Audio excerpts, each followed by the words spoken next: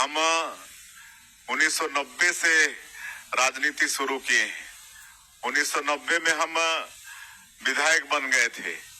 तब से लेकर लगातार हर साल 18 दिसंबर और उसके बाद तक बाबा जी की जयंती समारोह में शामिल होते रहे हैं।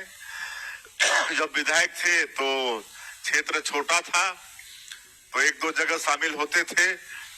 उसके बाद 20 साल तक रायगढ़ संसदीय क्षेत्र से सांसद थे, तो एक लोकसभा के अंतर्गत 8 विधानसभा आ गया। तो फिर कई जगह शामिल होने का सौभाग्य मिला।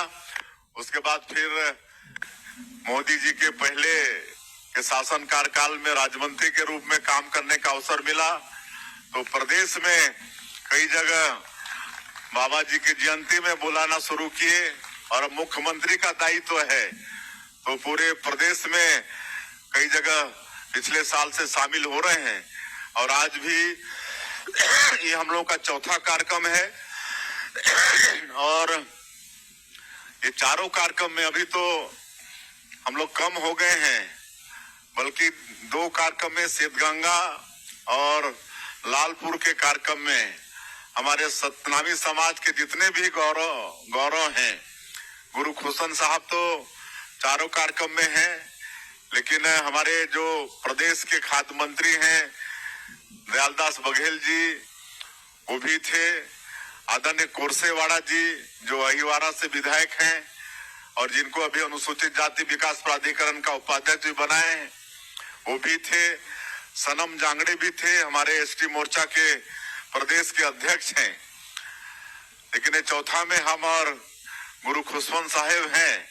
तो इस तरह से आज पूरा दिन भर का हमारा दिनचर्या है। और इसके बाद गुरु खुशवंत जी तो और एक कार्यक्रम में और टिकरापारा जाने वाले हैं। लेकिन ये पहली बार हमारे बेटा बेटियों के बीच ये जयंती मनाने का सौभाग्य मिला है, और ये सौभाग्य आप लोगों ने प्रदान किया है। इसलिए मैं आप सब लोगों का बहुत आभारी हूं। पहली बार छात्रावास में अपना बेटा बेटियों के बीच में बाबा गुरु घासीदास जी की जयंती समारोह में शामिल होने का ये सौभाग्य मिला है, और बहुत अच्छा लग रहा है। आज आप लोगों के बीच इस जयंती समारोह में बहुत अच्छा लग रहा है। और आते आते बाहर में संविधान के निर्माता बाबा साहब भीमराव अंबेडकर आदमकद प्रतिमा भी है। हमारे बेटी लोग बता रहे थे कि उसको सब मिलकर आप लोग अपने पैसे से चंदा करके बनवाए हैं, स्थापित किए हैं बाबा साहब भीमराव अंबेडकर की प्रतिमा। इसके लिए मैं बहुत बहुत आप लोगों को धन्यवाद देना चाहूंगा। और आज बड़ा सौभाग्य का विषय है कि जैसे मैंने कहा कि जिनकी जयंती मना रहे हैं उन्हों के वंशज आज हम लोगों के बीच में है। इससे और खुशी की बात क्या हो सकती है। और आप सभी लोगों को मालूम है कि 18वीं सदी में जब देश में पूरा छुआछूत, भेदभाव, ऊंच नीच, अत्याचार ये सब बहुत बढ़ गया था, उस समय छत्तीसगढ़ के लिए बड़ा सौभाग्य का विषय था कि संत शिरोमणि बाबा गुरु घासीदास जी का अवतरण छत्तीसगढ़ की धरती में हुआ। और उन्होंने पूरे समाज को सत्य और अहिंसा का पाठ पढ़ाया। मनखे एक समान, कि सभी मनुष्य एक हैं, और समरसता का पाठ उन्होंने पढ़ाया। और ये कोई एक समाज के लिए नहीं था, बल्कि पूरे मानवता के लिए था। और आज हमारी सरकार भी उन्हीं का जो संदेश है, मनखे एक समान और समरसता सभी एक समान है, उसको मानते हुए हम लोग सरकार में आगे बढ़ रहे हैं। और आगे भी उनके आदर्शों का पालन करते हुए हम लोग आगे बढ़ेंगे।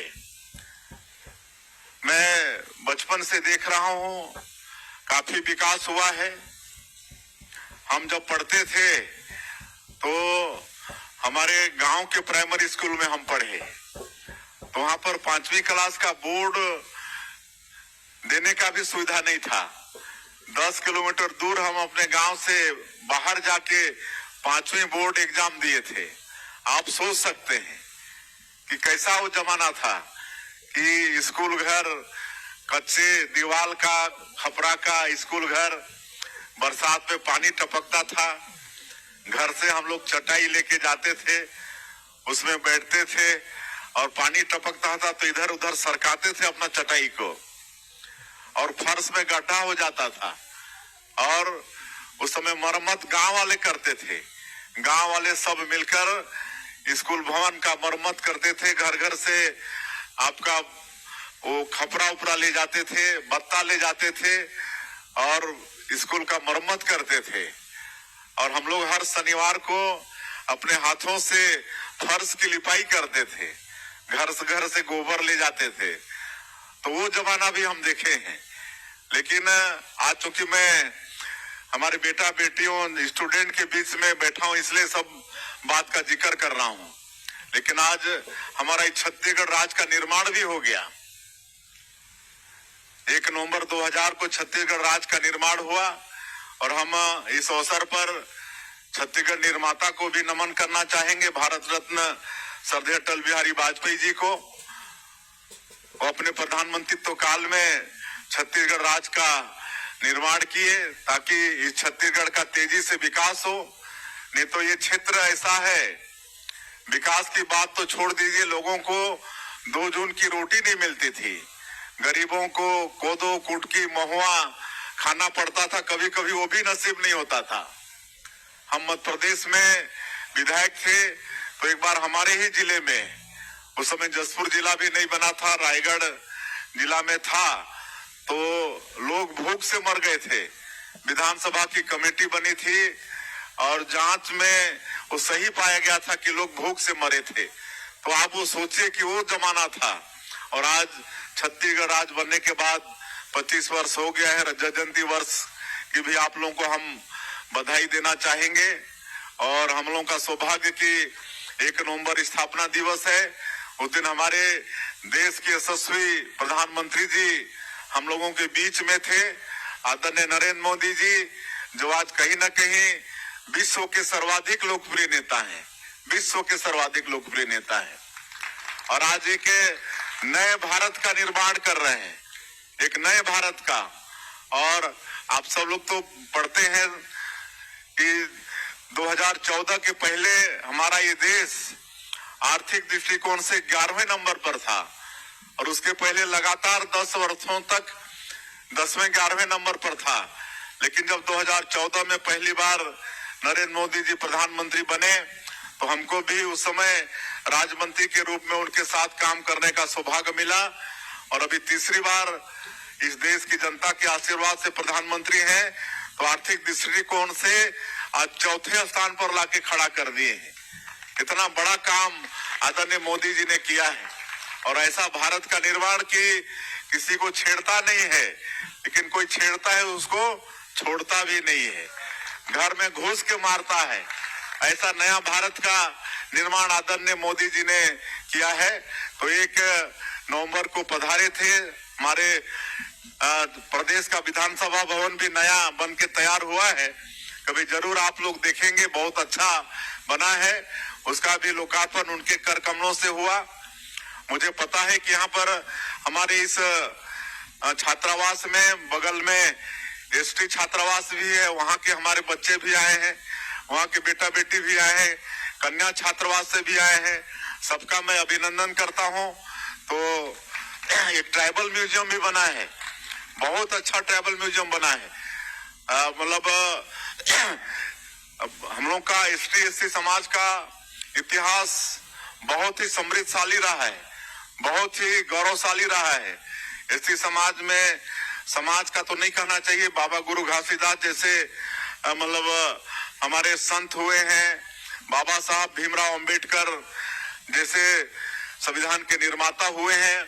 उसी तरह से छत्तीसगढ़ में 14 क्रांति हुए हैं, आदिवासी महापुरुष हुए हैं जो अंग्रेजों के साथ लड़ाई लड़े, लेकिन उनको इस देश के इतिहास में, इतिहास के पन्नों में उनको जगह नहीं मिला, लेकिन अब नरेंद्र मोदी जी आए हैं तब जगह मिल रहा है। वो 14 क्रांति का सचित्र चित्रण है, डिजिटल है पूरा। आप वहां पर जाएंगे, बटन दबाएंगे तो पूरे क्रांति की जानकारी मिलेगी, महापुरुष के विषय में भी जानकारी मिलेगी। तो ये सब उसको भी आप जरूर जाके देखेंगे। तो ये तेजी से ये विकास हुआ है और आज 25 वर्षों में जहां तक हर क्षेत्र में हमारा प्रदेश विकास किया है, लेकिन जहां तक हम शिक्षा की बात करना चाहेंगे, कहे कि ये शिक्षा विकास के लिए बहुत आवश्यक है। हमारे विद्वानों ने कहा है, शिक्षा के बिना जीवन अधूरा है।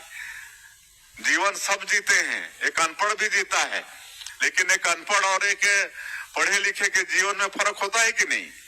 जमीन और आसमान का फर्क होता है।